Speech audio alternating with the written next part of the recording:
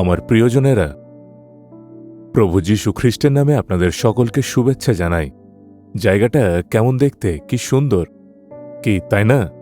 এটি হল ইউরোপের অস্ট্রিয়া দেশের একটি বিশেষ স্থান, আর এটি হল আল্পস পর্বতমালা।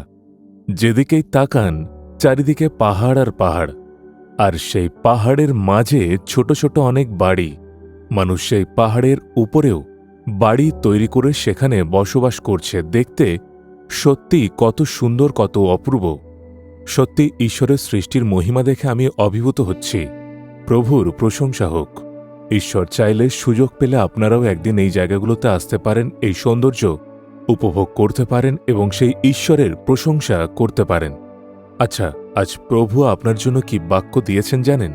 প্রথম বংশাবলী 29 অধ্যায়ের 12 পদে, তোমারই হস্তে বল ও পরাক্রম, এবং তোমারই হস্তে সকলকে মহত্ব ও শক্তি দিবার অধিকার। ঈশ্বরের উদ্দেশ্যে কি সুন্দর প্রার্থনা করেছিলেন আমাদের রাজা দাউদ। তখন রাজা দাউদ সমগ্র ইসরায়েল দেশের রাজত্ব করছিলেন। তিনি বলছেন, মহত্ব ও পরাক্রম তোমারই হাতে, তুমি সকলকে মহান করিতে এবং সকলকে শক্তি দিতে পারো।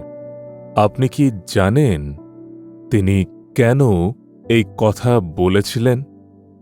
একসময় দাউদ মেষপালকের কাজ করতেন। শুধু তাই নয়, তার নিজের পরিবারের লোকেরাও তাকে অবহেলা করত। তারা বলতো, ও তো ছোট ছেলে, ও আর কি জানে। একদিন একজন ভাববাদী তার বাবাকে বললেন, আমি তোমাদের বাড়ি আসছি, তোমার সমস্ত ছেলেদের একত্র করো এবং প্রস্তুত থাকো। ভাববাদী শমূয়েল সেখানে এলেন, কিন্তু তারা দাউদকে ছাড়া পরিবারের সবাইকে একত্র করেছিল। তারা সব শক্তিশালী যুবক ছেলেদের সামনে নিয়ে এলো।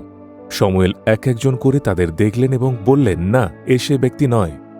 তিনি তারপর তার বাবাকে জিজ্ঞেস করলেন, তোমার কি আর কোনো ছেলে আছে? তারা বলল, একজন আছে, কিন্তু সে তো ছোট ছেলে, মেষ চড়ানো ছাড়া সে আর কোনো কাজের নয়, সে শুধু গান গায় আর মেষ চড়ায়, তাই তাকে বাইরে পাঠিয়ে দিয়েছি। তখন শমূয়েল বললেন, তাকে এখানে নিয়ে এসো। আর ঈশ্বর তাঁকেই বেছে নিলেন। তার নিজের পরিবারই তাঁকে অবজ্ঞা করেছিল। শহরের লোকেরাও হয়তো বলতো, ও তো শুধু গান গাইবে আর মেষ চড়াবে, এছাড়া আর কিছু করার যোগ্যতা ওর নেই। কিন্তু ঈশ্বর দাউদের সুন্দর হৃদয় দেখেছিলেন। তিনি প্রভুকে আঁকড়ে ধরে বলেছিলেন, প্রভু আমার পালক, আমার কোনো অভাব হবে না। প্রভুই তাঁর সবকিছু ছিলেন। যখন তিনি এইভাবে জীবনযাপন করলেন, তখন ঈশ্বর তাঁকে মনোনীত করলেন এবং তাঁকে উচ্চে উঠালেন। ঈশ্বর তাঁকে শক্তিশালী করলেন এবং তাঁকে রাজা হিসেবে প্রতিষ্ঠিত করলেন। ঈশ্বর তাঁকে সাহস দিলেন, এক মহাকায় দৈত্যকে পরাজিত করার শক্তি দিলেন। দাউদ যেখানেই গিয়েছেন, প্রভু তাকে শক্তি দিয়েছেন, পরিচালনা করেছেন এবং বিজয় দিয়েছেন। যে সাধারণ মেষপালককে সবাই অযোগ্য মনে করেছিল, প্রভু যদি তাকে শক্তিশালী করেন, তাকে উচ্চে তুলতে পারেন, তাহলে আপনার জন্য কি তিনি তা করতে পারবেন না?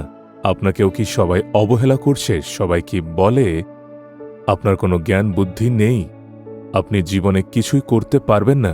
শুনুন, প্রভু আপনাকে শক্তিশালী করতে এবং উচ্চে তুলতে পারেন। দাউদের মতো আপনিও তার উপর বিশ্বাস রাখুন এবং সেই বিশ্বাসে বলুন, প্রভুই আমার পালক, আমার কোনো অভাব হবে না। কি বিশ্বাস করেন?